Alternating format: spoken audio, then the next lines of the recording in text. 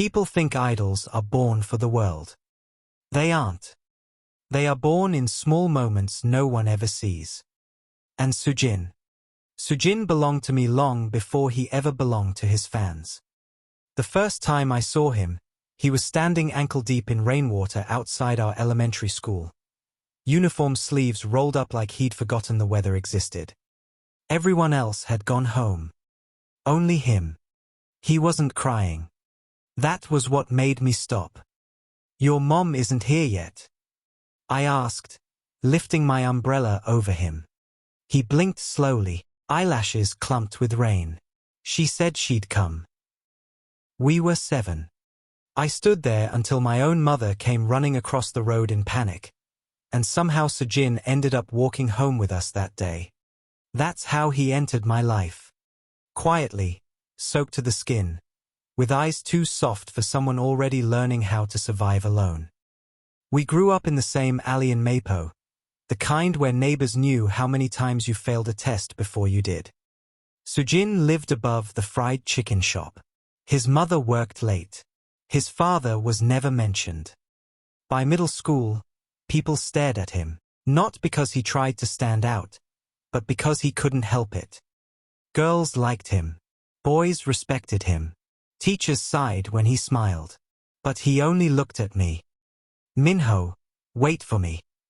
Minho, sit here. Minho, come with me." He always walked half a step ahead, protective without realizing it. I always followed. I was 15 when I realized I was in love with him. It happened on my rooftop. Seoul buzzed below us, neon reflections shimmering across clouds that hid the stars. "What do you think love feels like?" he asked. I turned my head. He was already looking at me. I whispered, "It feels like not being afraid." He moved closer, arm brushing mine. I didn't sleep that night. I just listened to his breathing and understood something that terrified me. I loved him. And one day, the world would take him from me. I tried not to say it for weeks after that night. But love doesn't stay quiet when it's been held too long.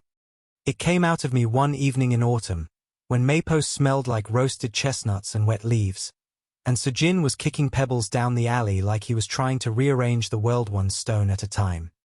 "You're being weird," he said, glancing at me. "I always am." "No. You're quiet in a loud way." We stopped under the flickering streetlight in front of the chicken shop. His mother's place. Our place. I opened my mouth. Closed it. Then, "I don't think I'll ever be brave about this," I said. "So I'm just going to say it ugly." He tilted his head. "Waiting." He always waited for me. "I don't like you like everyone else does." The streetlight buzzed overhead. "Soojin," I whispered, fingers curling into my sleeves. "I think I've loved you since we were kids standing in the rain. And I don't know how to stop." For a second, I thought I'd ruined everything. Then he stepped closer. So close I could feel the heat of him through our school uniforms. "Minho," he said quietly, "do you know how many times I've almost said that first?" My heart thudded so hard I was sure the neighbors could hear it through their windows. "You're my home," he continued. "When you're not around, nothing fits right. I just didn't want to scare you." I laughed, a broken sound caught halfway to a sob. "You're not allowed to say things like that after I've already made a fool of myself."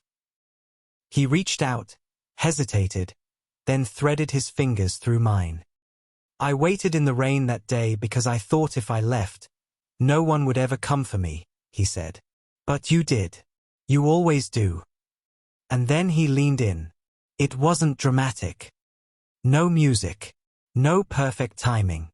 Just two boys under a dying streetlight, breath mingling in the cold, hands shaking like we were holding something fragile enough to shatter.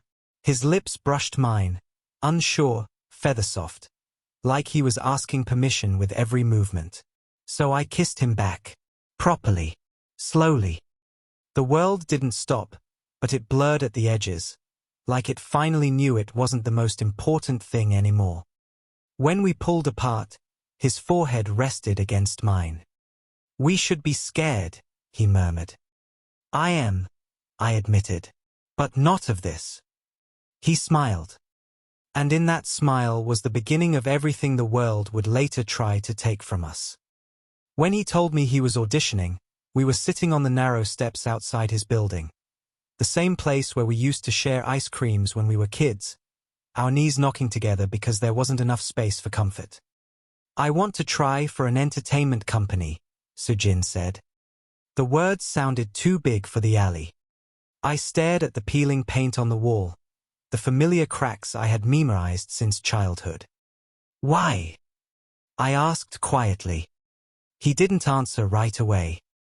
Instead, he turned to me, really looked at me, like he was trying to memorize my face before it changed into something he couldn't come back to. "I'm scared," he said softly. It wasn't about the audition. It was about us. I reached for his hand, but he caught mine first, pulling me closer until our shoulders touched, until the space between us stopped existing. "Minho," he whispered, "stay with me tonight." The alley felt too small to hold what that sentence meant. So we went upstairs. His room was barely bigger than the memory of it. Narrow bed, peeling wallpaper, the smell of detergent and fried chicken drifting through the window. The same room where we'd studied, argued, laughed, grown up. But that night, it held something new, something fragile. He sat on the edge of the bed, fingers twisted in his hoodie strings. I didn't know how to be brave, so I was honest instead. "We don't have to." "I want to," he said quickly. Then, softer, "with you." I kissed him first. Not the way people in dramas do, confident and perfect, but hesitant, learning, like we were discovering our own language one breath at a time. At some point we were lying down, hands finding places they'd never been allowed before, hearts racing louder than the traffic outside. The world faded. The alley disappeared. And for the first time, the future wasn't something chasing us. It was something we were holding on to each other to survive. He debuted at 18. The news notification lit up my phone before my alarm could. His name was everywhere. Trending words I had never seen move that fast. Pictures flooding timelines like the world had been waiting to breathe his face in. I watched the debut stage from my bedroom floor, back pressed against the bed, knees pulled to my chest like I was trying to make myself smaller. Perfect posture, perfect smile, perfect everything. That was the Soojin the world met. But I was watching his hands. They trembled when the camera zoomed in, just slightly, barely noticeable, hidden under choreographed confidence. No one else would see it. No one else would care. But I had held those hands when they shook during exams, during storms, during nights he couldn't sleep because the walls felt too thin to protect him. So when the crowd screamed his name, I whispered it too, not like a fan, but like someone praying. Because I didn't see a star being born. I saw the boy I loved learning how to disappear inside the light. That night he didn't go to the dorm. He came to me. 2 short knocks. 1 long. Our childhood code.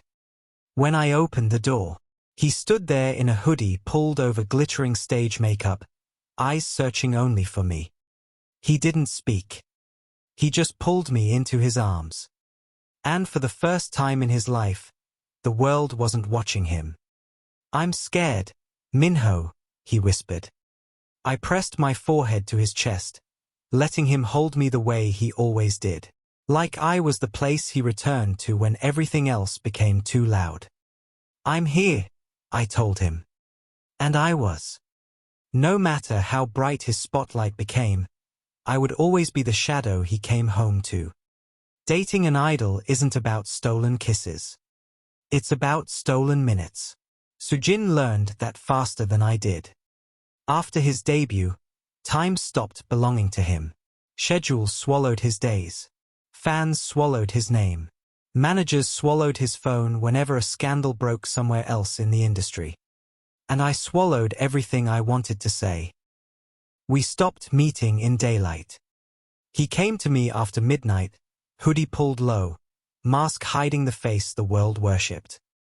I memorized the sound of his footsteps instead of his smile, because that was all I could recognize from the door now. He always checked the hallway first. Then he'd pull me into his arms, resting his chin on my head like he used to when we were kids. "Sorry I'm late," he would whisper. I never told him how much it hurt that he had to apologize just to exist. The first rumor almost destroyed me. Someone posted a photo of him buying coffee, alone, and fans still analyzed the reflection in the window to find a shadow that wasn't there. That night I asked him, "What happens if they ever see me?" He didn't answer immediately. Then he cupped my face with both hands. "Then I'll lose everything," he said softly, "and I'll still choose you." I believed him. But belief doesn't stop fear. Sometimes he fell asleep in my room, exhausted, still wearing his company jacket. I'd lie beside him, staring at the ceiling, wondering how something so fragile was carrying the weight of millions of hearts. He was the top of the stage, strong, confident, untouchable. But with me, he held me close like he was the one afraid to be alone. I deleted my social media, stopped tagging locations, stopped existing in photos. I became a ghost in my own life just to remain real in his. When his first solo award came, he didn't call me. He texted, "I can't talk. Cameras everywhere. But I'm thinking of you." I stared at the screen until the words blurred. Because loving Soojin didn't feel like a fairy tale. It felt like waiting in silence while the world screamed his name. One night, months later, he came to me shaking. Not from exhaustion. From anger. "They told me not to come here anymore," he said. "They said it's risky. They said someone might notice a pattern." I felt something tear inside my chest. "What did you say?" He took my hands, held them tightly. I said they can't control my heart. That was the night I realized. Being loved by an idol is brave, but being hidden by one is painful. I didn't want to be his weakness, so I became his secret. And secrets don't survive spotlights forever. I became careful with everything.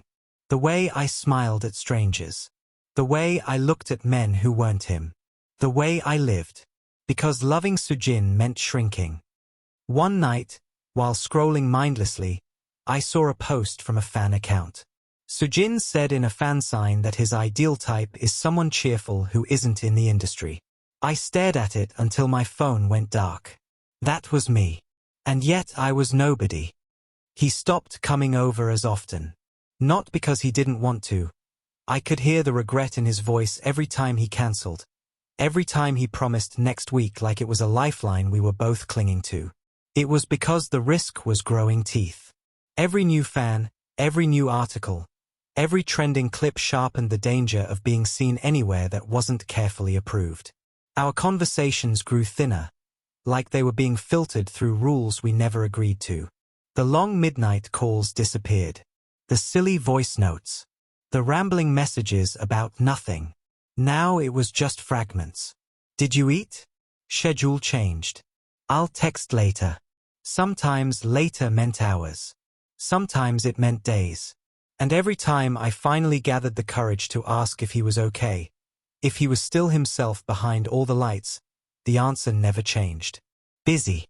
But I miss you." For words that held everything I wasn't allowed to ask for. The first fight we ever had wasn't loud. There were no raised voices, no slammed doors, just the sound of the city breathing outside my window and the space growing between us. We were sitting on the floor, backs against my bed. He was scrolling through messages from his manager, jaw tight like he was holding something back. "I feel like I'm disappearing," I said suddenly. He looked at me right away, startled. "You're not," he replied, too fast, like he was afraid of the thought. I shook my head. Then why does it feel like I only exist when you're exhausted? When you don't have anything left for the world? He lowered his phone. The room went quiet. Not peaceful, empty. He opened his mouth, closed it, ran a hand through his hair. The idol who could command stadiums had no words for the boy sitting beside him. I'm trying, he whispered. I know, I said. But I don't want to be the place you collapse into. I want to be somewhere you choose. His eyes shone, but he didn't let the tears fall. He didn't know how to love me and protect his dream at the same time. And I didn't know how to stop needing more than he was allowed to give. I tried dating someone else. Just once. Her name was Ji-yoon. Sweet, kind, with eyes that searched mine like she wanted to understand me. I told myself it was harmless, a way to prove to myself I could exist outside of Soojin's orbit, a way to feel normal. It lasted 3 coffee dates. 3 awkward meals where my heart was somewhere else, and 3 evenings where her smile felt like a reminder that I was betraying myself. The 4th night, over lukewarm lattes and a nervous laugh, I said it. I had to. I'm in love with someone I can't have, I admitted. Her eyes widened. She didn't say anything. I didn't need her to. The words had already escaped, and my chest felt lighter and heavier at the same time. That night, my phone rang. It was Soojin, his name flashing across the screen like a heartbeat I couldn't ignore. I looked at the message I had just sent, then at the call. My thumb hovered, and I answered. Because when it came to him, I had no courage. Because when it came to him, I was always weak. And just like that, I reminded myself why loving him was impossible, and why I kept doing it anyway. The world loved his smile. It was effortless, radiant, the kind that made people forget their own troubles for a moment. Cameras adored it. Fans screamed for it. Magazines plastered it across covers. I loved what the world didn't see. The cracks behind it. The way his hands trembled when no one was watching. The quiet hesitation in his eyes before he stepped onto a stage. The tiny sighs he tried to swallow before pretending everything was fine. But cracks grow. And one day, they break. It happened on a Tuesday. Nothing dramatic ever waits for weekends. No glittering stage, no special event, no audience to soften the blow. Just an ordinary day that turned ordinary into chaos. A van idled across the street from my cafe for hours. I noticed it because the windows were too dark, the engine too quiet. My stomach twisted before I even realized what I was feeling. Then my phone buzzed with a message from him. Don't look outside. And just like that, the cracks he'd hidden for years reached me. They had teeth now, sharp, dangerous, impossible to ignore. I learned, that day, that loving someone in the spotlight wasn't just lonely. It was terrifying. I didn't listen. The moment I looked outside, I knew my instincts hadn't betrayed me. A man stood near the van, phone pressed to his ear, posture too still, gaze angled toward the cafe windows. He wasn't ordering coffee. He wasn't waiting for anyone. He was watching. The kind of watching you only learn after you've done it professionally, or destructively. My chest tightened until breathing felt like pulling air through glass. They know, I whispered into my phone, hiding in the storage room like I was the criminal. Not yet, Soojin said, his voice too calm, too trained. But they're close. Minho, you have to be careful. I wanted to scream. I wanted to ask how loving him had turned my ordinary life into a surveillance mission. How sharing ramen on a rooftop had become something dangerous enough to monitor. Instead I said, softly, pathetically, I miss you. There was a pause on the line. Just long enough to feel like goodbye. And then the call ended. This is it for this video. Stay tuned for chapter 2. Don't forget to show your support by like, share and subscribing to the channel. Thank you.